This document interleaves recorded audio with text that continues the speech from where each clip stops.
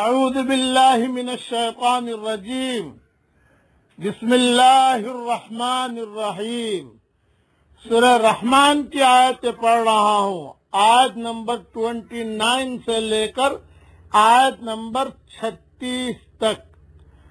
یسألہ من فی السماوات والارض کل یوم هو فی شان، سب آسمان اور زمین والے اسی سے مانگتے ہیں، ہر روز وہ ایک شان میں ہے۔ اس کی تشریح تھوڑی ضروری ہے اس لیے کر دیتا ہوں، یعنی سب اس کے محتاج اور اس کے دروازے کے سوالی اور بھکاری ہیں۔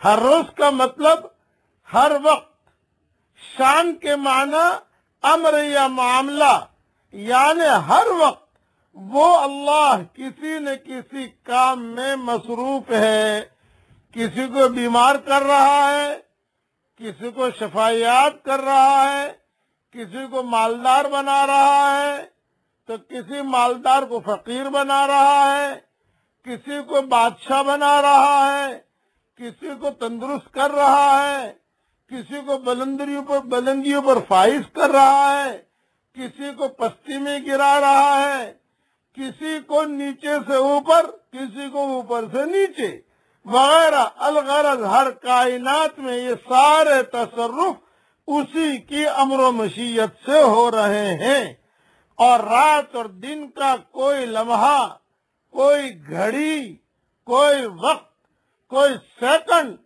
ایسی نہیں جو اس کی کارگزاری سے خالی ہو۔ هو الحی القیوم لا تأخذہ سنۃ ولا نوم۔ آگے فرماتے ہیں فَبِأَيِّ آلَاءِ رَبِّكُمَا تُكَذِّبَانِ، پھر تم اپنے رب کی کس کس نعمت کو جھٹلاؤ گے۔ سَنَفْرُغُ لَكُمْ أَيُّهَا الثَّقَلَانِ، اور جنات اور انسانوں کے گروہ، عن قریب ہم تمہاری طرف پوری طرح متوجہ ہو جائیں گے۔ فَبِأَيِّ آلَاءِ رَبِّكُمَا تُكَذِّبَانِ، پھر تم اپنے رب کی کس کس نعمت کو جھٹلاؤ گے۔ یا معشر الجن والانس ان استطعتم ان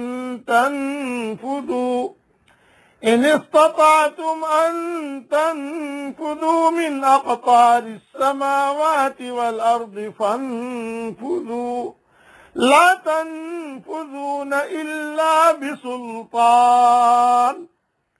اے گروہ جنات اور انسان، اگر تم میں آسمانوں اور زمین کے کناروں سے باہر نکل جانے کی طاقت ہے تو نکل بھاگو، بغیر غلبہ اور طاقت کے تم نہیں نکل سکتے۔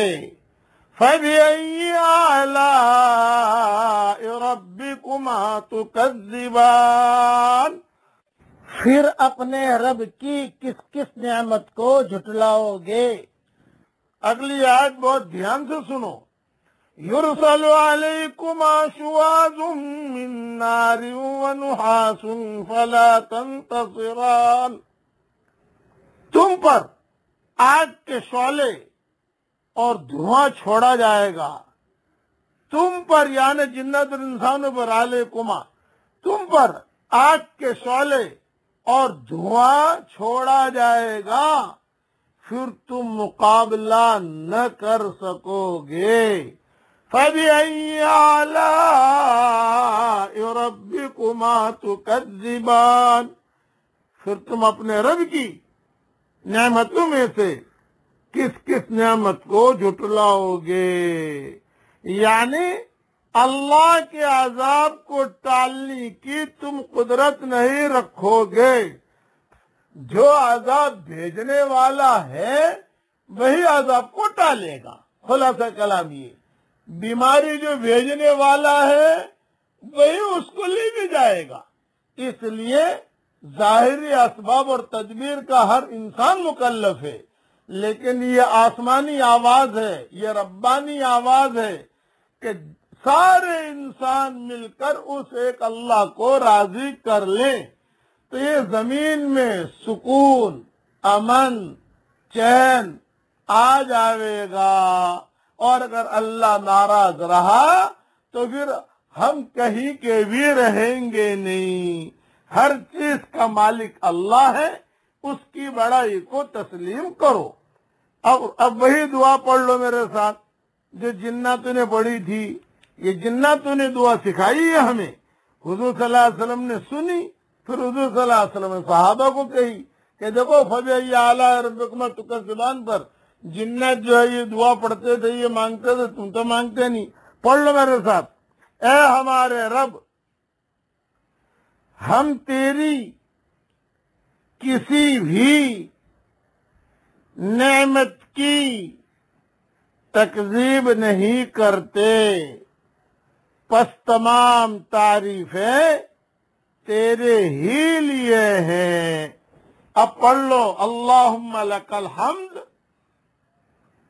علی سابغ نعمک عدد الشفع والوتر، آمین، وآخر دعوانا ان الحمد للہ رب العالمین۔